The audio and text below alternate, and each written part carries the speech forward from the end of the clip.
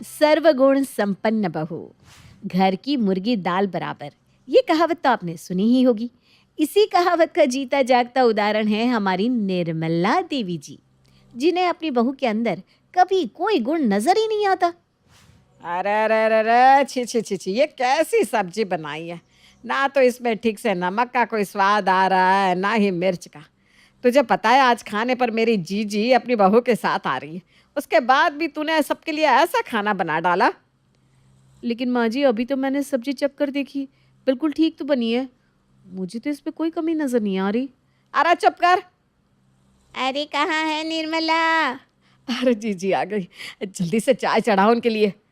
Nirmala hall में जाती है, तभी सावित्री देवी की बहू स्वीटी सर पर पल्लू रखे हुए निर्मला के पैर छूती है। प्रणाम मौसी जी। अरे प्रणाम बेटा प्रणाम, जीती रहो। कितने अच्छे संस्कार है तुम्हारे। आज के ज़माने में भी सर पर पल्लू, बड़ों के पैर छूने के संस्कार है तुम्हारे अंदर। और एक हमारी बहू को देख लो, ना कभी सर पर पल्लू रखती है और पैर छूना तो दूर, कभी सुबह उठकर बड़ों को प्रणाम तक नहीं करती। नहीं मौसी जी, मुझे तो मेरी माँ ने हमेशा से ही ऐसे संस्कार दिए हैं। बड़ों की चरण स्पर्श किए बिना तो मेरी सुबह ही नहीं हो सकती। बड़ों के चरणों में तो स्वर्ग होता है। मेरे लिए तो मेरे बड़े भगवान से भी पहले आते हैं। अरे वाह वाह वाह वाह बेटा, क्या संस्कार है तुम्हारे। प्रणाम मौसी जी, कैसी हो स्वीटी? प्रणाम बेटा प्रणाम। अरे वाह शालू बेटा, तुम तो बड़ी जल्दी हमारे लिए चाय भी बना कर ले आई। जी मौसी जी, वो अरे इससे तो ज़बरदस्ती कहकर मैंने ये चाय बनवाई है, वरना ये कहाँ किसी के लिए ऐसे चाय बना कर ले आए। क्या तुम भी। दीदी आपने चाय बना दी है तो मैं सबके लिए पकोड़े बना कर ले आती हूँ। मम्मी जी को पकोड़े बहुत पसंद है, और मैंने सुना है मौसी जी आपको भी पकोड़े बहुत पसंद है। अरे वाह बेटा, तुम पहली बार मेरे घर में आई हो और तुम्हें मेरी पसंद नापसंद का कितना ख्याल है।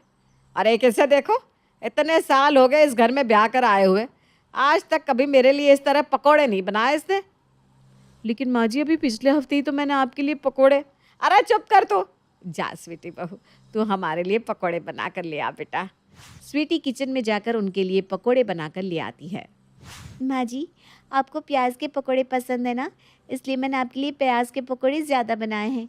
और मौसी जी, आपको चाट मसाले वाले आलू के पकोड़े पसंद है ना, इसलिए आपके लिए चाट मसाला छिड़क कर आलू के पकोड़े लेकर आई हूँ। अरे बस कर बहू, अब तू मुझे रुलाएगी क्या। आप तो बड़ी किस्मत वाली हो जीजी, जो आपको स्वीटी जैसी सर्वगुण संपन्न बहू मिली। वो तो है निर्मला, मेरी बहू है तो सर्वगुण संपन्न। कूट कूट के संस्कार भरे हैं मेरी स्वीटी के अंदर। सच कहा जीजी, लेकिन पता नहीं मैंने ऐसे कौन से पाप किए थे जो भगवान ने मुझे ऐसी बहू दे दी।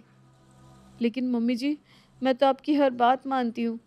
देखो देखो कैसे आपके सामने मुझसे जबान लड़ा रही है। वो सब छोड़, अब हम चलते हैं। घर जाकर स्वीटी को सबके लिए रात का खाना भी तो बनाना है। ठीक है जीजी, ये लो स्वीटी बहू, आज तुम पहली बार अपनी मौसी सास के घर में आई हो, ऊपर से तुमने हमें इतने टेस्टी पकोड़े बनाकर खिलाए जो इसके राज में तो मुझे कभी खाने को नहीं मिले। ये लो बहू, अपना शगुन रखो। मौसी जी, मैं आपकी भावना का सम्मान करती हूँ, लेकिन ये शगुन मेरे लिए बहुत ज़्यादा है। आप अपने आशीर्वाद के रूप में मुझे शगुन के 11 रुपये दे दीजिए, मैं उन्हें हमेशा संभाल कर रखूँगी। अरे बेटा, तेरे इन्हीं संस्कारों ने तो मेरा दिल जीत लिया। काश तू मेरी बहू होती तो मेरी जिंदगी भी सफल हो जाती। स्वीटी जाने से पहले निर्मला के पैर छूती है और अपनी सास के साथ वहाँ से चली जाती है। उनके जाते ही निर्मला अपनी बहू शालू को टेढ़ी नज़रों से देखने लगती है।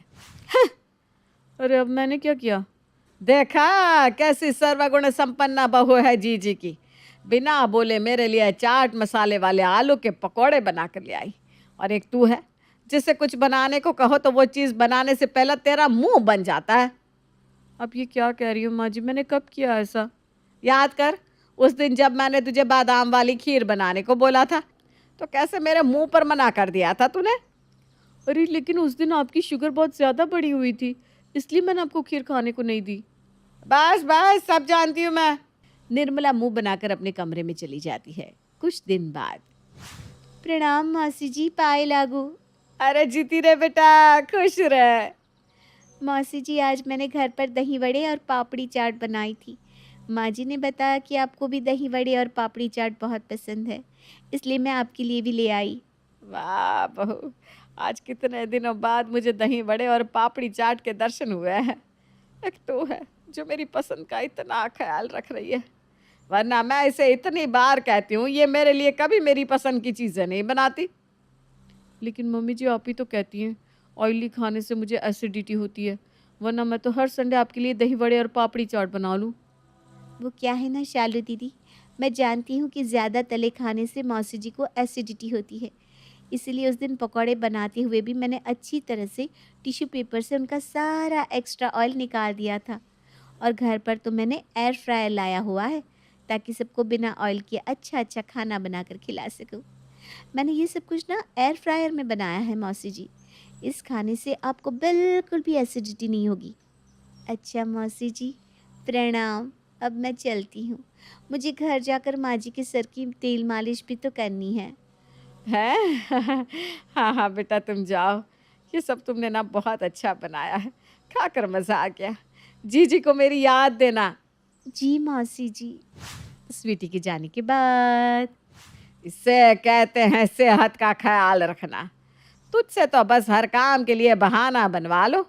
इसमें तेल ज़्यादा है आपको एसिडिटी होती है, इसमें शक्कर ज़्यादा है आपका शुगर बढ़ जाता है। अच्छी तरह पता है मुझे, सब बहाने हैं बहाने। ऐसी कोई बात नहीं है माँ जी, मुझे बस आपकी सेहत की चिंता है। अरे चुप कर, मेरी तो किस्मत ही फूटी है जो तुम मुझे बहू के रूप में मिली। काश सावित्री जीजी की जगह स्वीटी मेरी बहू होती तो मेरा बुढ़ापा कितना अच्छा हो जाता। इसी तरह हर रोज़ निर्मला देवी अपनी बहू शालू के सामने स्वीटी की तारीफों के पुल बांधती और बार बार स्वीटी जैसी बहू मिलने की बातें करती रहती। एक शाम, माँ जी बाबूजी खाना बन गया है, खाना खा लीजिए। दोनों खाना खाते हैं, तभी खाने का पहला निवाला खाती ही निर्मला उस खाने को थूक देती है। छे छे छे छे, ये सब्जी बनाई है तूने? शादी को इतने साल हो गए लेकिन आज तक ढंग का खाना बनाना नहीं आया तुझे। एक तू है और एक जीजी की बहू है, उसकी शादी हुए अभी 6 महीने भी नहीं हुए, फिर भी इतना टेस्टी खाना बनाती है। उसके हाथ की सब्जी कोई एक बार खा ले तो अपनी उंगलियां चाटता रह जाता है, एकदम मसालेदार चटपटी। और एक तू है जिसने ऐसी सब्जी बनाई है जिसमें मिर्च मसाले का कोई अता पता ही नहीं। ऐसा लग रहा है जैसे पानी में सब्जी उबाल कर दे दी हो। जा जाकर कुछ सीख स्वीटी से, उससे उसके अच्छे संस्कार नहीं तो कम से कम अच्छा खाना बनाना ही सीख ले। अरे भगवान, ये तुम क्या बोले जा रही हो? खाना तो ठीक ही बनाया है बहू ने, और तुम्हें भी पता है कि डॉक्टर ने तुम्हें ज़्यादा मिर्च मसाले वाला खाना खाने से मना किया है, इसीलिए बहू खाने में कम मसाले डालती है। आप ना इसकी तरफदारी मत किया करो जी, आपकी वजह से ये इतनी ज़्यादा सर पर चढ़ गई है।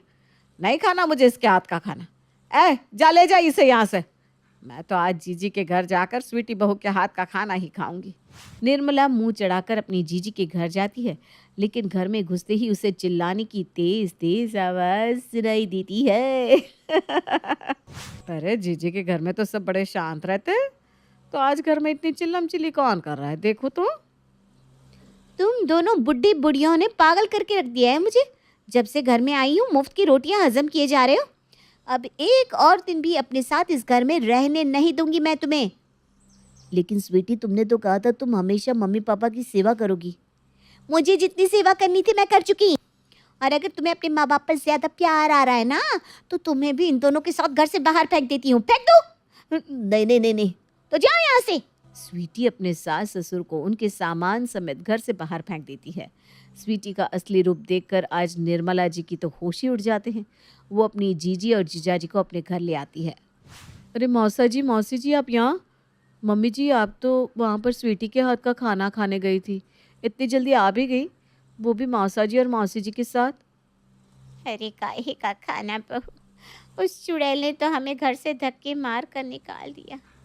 जिस बहू को मैं हमेशा सर्वगुण संपन्न समझती रही, उसी बहू ने सब कुछ अपने हाथ में आते ही हमें हमारे घर से ही बेघर कर दिया।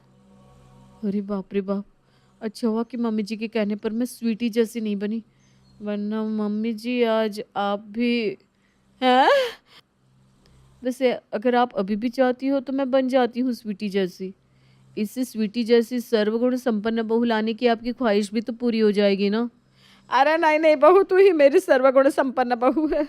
मेरे लिए तो तू ऐसी ही सबसे अच्छी है। कभी किसी की तरह मत बनना, हाँ? निर्मला का चेहरा देखकर शालू अपनी हंसी नहीं रोक पाती। स्वीटी का असली रूप देखकर निर्मला को अच्छी तरह कल आ जाती है और उस दिन के बाद निर्मला फिर कभी अपनी बहू शालू को किसी के जैसा बनने को नहीं कहती और उसे उसकी कद्र भी अच्छी तरह समझ में आ जाती है। कहते हैं वक्त का कोई भरोसा नहीं, कब किसके दिन फिर जाए क्या पता। राधा की शादी होती है राजा से। राजा एक बहुत ही संस्कारी लड़का होता है, लेकिन उसकी माँ का मिजाज काफी अलग। राधा, ज्यादा काम मत किया करो। हम लोगों के घर नौकरानी है, वो घर का सारा काम करती है। तुम बहू हो, अभी नई नई शादी हुई है, तुम आराम करो। तभी ससुर आ जाते हैं। कैसी बात करती हो लिली? बहू आराम करेगी तो काम कौन करेगा? नौकरानी कमला करेगी काम। आखिर तनख्वाह देते हैं हम लोग उसे, तो काम नहीं करेगी क्या? तुम दोनों सास बहू कान खोल कर सुन लो। कमला काम नहीं करेगी, वो सिर्फ राजा का ख्याल रखेगी। लेकिन पापा जी, मैं हूं ना इनका ख्याल रखने के लिए, फिर मैं क्या करूंगी? नहीं, तुम्हारे पति यानी मेरे बेटे को कमला ने संभाला है, वही उसकी माँ है और वो इस घर में राज करेगी। काम करने के लिए तुम दोनों हो ना। एक तरफ जहां बहू को कमला का राज समझ में नहीं आता, तो वहीं पति की बात सुनकर तो मानो सास को गुस्सा ही आ जाता है। अरे बकवास बंद करो, नौकरानी को सर पर चढ़ा रखा है तुम लोगों ने, हद होती है। पता नहीं कब छुटकारा मिलेगा इस नौकरानी कमला से। तभी राजा आ जाता है। राजा के आते ही राधा उसे पानी देती है कि नौकरानी आ जाती है। नहीं नहीं, राजा को गर्म पानी देना होता है, नहीं तो उसकी खांसी शुरू हो जाती है। राधा देखती है कि सामने एक अजीब सी नौकरानी जैसी औरत खड़ी है। आप कौन है? पापा, ये कौन है? बेटा, वो हमारी नौकरानी है। राजा की माँ का मिजाज देख रही हो ना, मॉडलिंग करती थी अपने ज़माने में। ऐसे में राजा कैसे पला है ये सिर्फ कमला ही जानती है। राजा के लिए ये माँ के समान है। ऐसे में इसी ने राजा को बचपन से बड़ा किया है, वो इसी के पास रहता था। वो जानती है कि राजा को क्या चाहिए, कब चाहिए। अच्छा ठीक है पापा जी।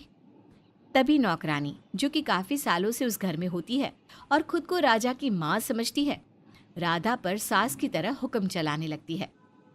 अगर मेरे बारे में पूरा ब्यौरा ले लिया हो तो ज़रा तेल गरम करके ले आओ, राजा की बाल में लगाना है। कितने सूखे लग रहे हैं बाल। राधा को अजीब लगता है कि ये क्या हो रहा है। सास है जो उड़ी फिर रही है और नौकरानी खुद को सास मान रही है। माननी किसकी बात है? वो कंफ्यूज हो जाती है कि क्या बात है बहू, कमला की बात को सुनकर अनसुना क्यों कर रही हो?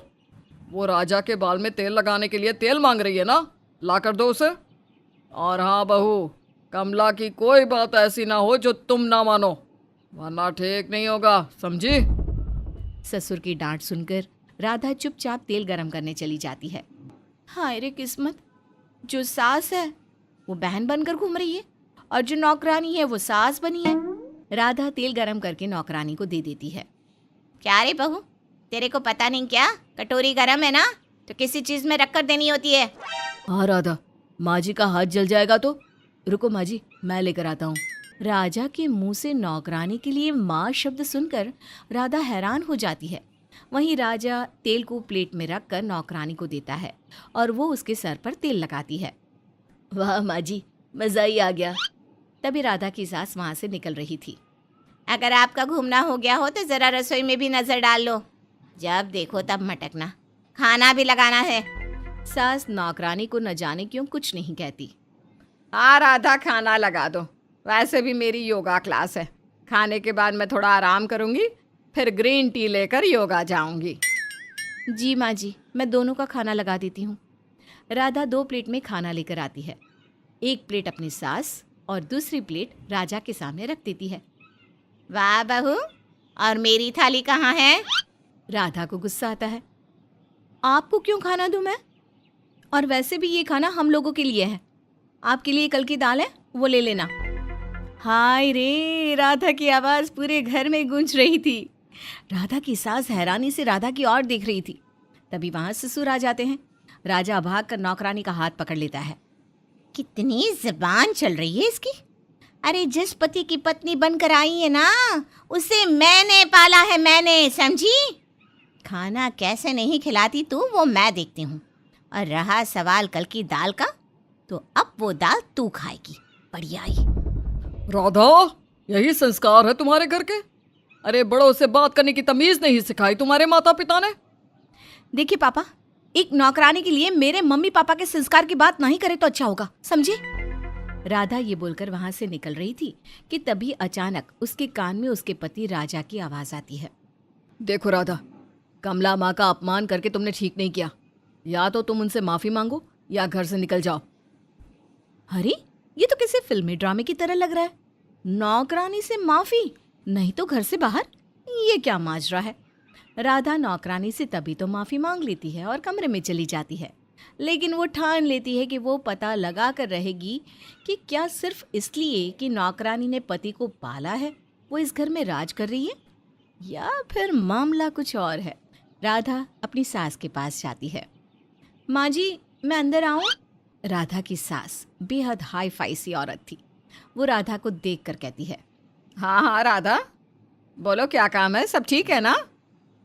वैसे सुबह तुम्हारी बेइज्जती देखकर अच्छा नहीं लगा। पर सासू माँ ये क्या है? नौकरानी को इन्होंने और पिताजी ने इतना सर पर क्यों चढ़ा रखा है? वो क्या है ना, राजा को उसी ने पाला है। मैं तो मॉडल थी, अपने शूट में बिजी रहती थी, लेकिन अब लगता है कि मैंने अपना घर बर्बाद कर दिया। कई बार सोचती हूँ कि इस नौकरानी को सबक सिखाऊं या घर से निकाल दूं, लेकिन राजा के पापा और राजा उसे इतना मानते हैं कि वो लोग मुझे घर से निकालने के लिए राजी है, पर नौकरानी को नहीं। तो ये बात है। तो इसी बात पर नौकरानी जी हवा में उड़ रही है। चिंता न करें माँ जी, मैं ही इसे ठिकाने लगाती हूँ। रात में बहू पति के पास जाती है और कहती है, वो क्या है ना, शादी की बात कहाँ कहाँ क्या क्या इन्वेस्ट करना है, उसकी प्लानिंग के लिए मुझे आपके और अपने फाइनेंशियल संभालने होंगे। समझ रहे हैं ना आप? तो आगे से सैलरी आप मुझे दीजिएगा, पापा को नहीं। पापा को तो मैं वैसे भी नहीं देता, मैं तो कमला माँ को देता हूँ, वही मेरे पैसे का हिसाब रखती है। राधा को तो मानो कांटो खून सूख लेता है। क्या? नौकरानी को? नौकरानी को कौन अपनी तनख्वाह देता है जी? देखो राधा, मैं आखिरी बार बोल रहा हूँ, नौकरानी बोलकर उनका अपमान ना किया करो। अब हाँ, गलती हो गई, सॉरी। अगले रोज वो सभी के सामने कमला से कहती है, आंटी जी, वो क्या है ना, मुझे और राजा को एक बड़ा घर लेना है, तो उसके लिए अब तक राजा ने जो पैसे कमाए हैं ना, उसकी सारी डिटेल मुझे चाहिए, क्योंकि वो तो सारा पैसा आपको देता है। आपके पास कितना कब कहाँ खर्च हुआ उसका हिसाब तो होगा ही। नौकरानी घबरा जाती है, लेकिन फिर भी हाँ, और क्या, वैसे भी उसके पैसे जैसे कि तैसे ही है, मुझे राजा के पैसे से क्या लेना देना। उस दिन कमला घर में परेशान से घूम रही थी। थोड़ी ही देर में, अच्छा मैं ना अब घर जाऊंगी, वो क्या है ना, मेरा बेटा आने वाला है, वो बाहर पढ़ाई करता है ना। कमला निकल जाती है और उसके पीछे निकलती है राधा बहू। आज तो मैं इसका राज सबके सामने लाकर ही रहूंगी कि कैसे इमोशनल करके ये कमला इस पूरे घर पर राज कर रही है। लेकिन ये क्या, राधा देखती है कि कमला एक बहुत ही सुंदर से घर में घुसती है, जिसके बाहर लिखा था कमला निवास। ओहो, तो हम लोगों के पैसों से ये इतना बड़ा घर भी खरीद कर बैठी हैं। अब बताती हूँ इसे। राधा खिड़की के पास जाकर खड़ी हो जाती है, जहाँ कमला अपने बेटे से कह रही थी, बेटा मुझे लग रहा है कि अब तुझे नौकरी देखनी ही होगी। इस घर में मेरा खेल खत्म होने वाला है। राजा की बीवी एक नंबर की चालू आई है। अरे मुझसे पैसों का हिसाब मांग रही थी। ओहो माँ, उस पागल राजा से बात करो ना कि अपनी बीवी को घर से निकाल दे। अरे वो तो उल्लू की तरह तुम्हारी बात मानता है। उसे तो पता ही नहीं कि कैसे तुम उसे इमोशनल पागल बनाकर उसके पैसे खुद पर खर्च करती हो। मोटी सैलरी लेती हो और उसकी माँ के खिलाफ कान भरकर तुम सारा काम भी उसकी माँ से करवाती हो। कल जाकर राजा से बोल देना, तेरी बीवी का चाल चलन ठीक नहीं बेटा, इस घर से निकाल दे। ठीक बोल रहा है बेटा, ऐसा ही करती हूँ। अगले रोज कमला जैसे ही राजा को कहती है, बेटा तेरी बीवी ना अच्छी नहीं है, उसके चाल चलन में खराबी है। लेकिन ये क्या, राजा तो ये सुनकर भड़क जाता है। आंटी, मेरी बीवी बिल्कुल अच्छी है, गंदी और गलत तो आप हैं। मैं अभी पुलिस को बुलाता हूँ। इससे पहले मेरे सारे पैसे वापस करो। और हाँ, अब तुम्हारी सच्चाई सब हमारे सामने आ चुकी है। ये बोलकर राजा नौकरानी को मोबाइल दिखाता है, जिसमें राधा ने सब कुछ रिकॉर्ड कर लिया था। और अब जितनी जल्दी हो इस घर से 9 तो 11 हो जाओ। घर का सामान भी चुराती थी तुम, गलती मेरी ही थी। बेटे के प्यार में सब भूल गया। मेरी बीवी ही इस घर की असली लक्ष्मी है। सास राधा को देखकर खुश होती है और नौकरानी का सारा घमंड उतर चुका था। वो वहां से चली जाती है।